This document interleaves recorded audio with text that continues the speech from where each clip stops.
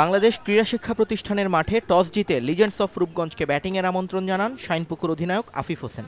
ভুলটা সেখানেই হয় শাইনপুকুরে।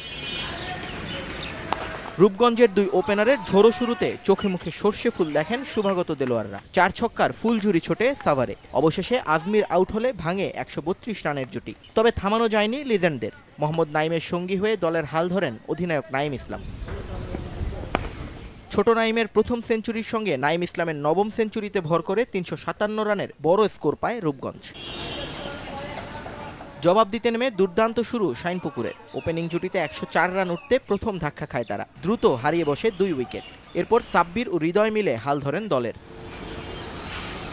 সাব্বির সেঞ্চুরি তুলে আউট হলে আবারও বিপাকে পড়ে তারা। এরপর হৃদয়ের সঙ্গে দাঁড়াতে পারেনি কেউই। 334 রানে থামে শাইনপুকুর। টানা দ্বিতীয় জয় তুলে নেয় আফতাব আহমেদের শিষ্যরা। ফতুল্লায় নবাগত উত্তরার বিপক্ষে ব্যাট করতে নেমে আবারও শুরুতেই শ্রীলঙ্কান ওপেনার সিলভাকে হারায় আবাহনী। জহুরুলের সঙ্গে দায়িত্ব নেন নাজমুল হোসেন শান্ত। দুজনের জুটিতে বড় সংগ্রহের দিকে এগিয়ে যায় বর্তমান চ্যাম্পিয়নরা। অমি আউট হলেও শান্তকে নিয়ে স্কোরবোর্ডে রান তোলেন অধিনায়ক মোসাদ্দেক সৈকত। আর শান্তর বিদায়ের পর বাকি কাজটুকু করেন সাব্বির রহমান। তাদের 350-তে 285 রান ওঠে আবাহনীর ঝুলিতে। জবাবে কোনো প্রতিরোধী করতে পারেনি উত্তরার ব্যাটাররা। আবাহনীর বোলারদের দাপটে নিয়মিত উইকেট হারায় প্রিমিয়ারের নবাগত দলটি। 96 রানে শেষ হয়ে যায় তাদের ইনিংস। 189 রানের জয়ে পয়েন্ট টেবিলের শীর্ষস্থান ধরে রাখল ঢাকা আবাহনী।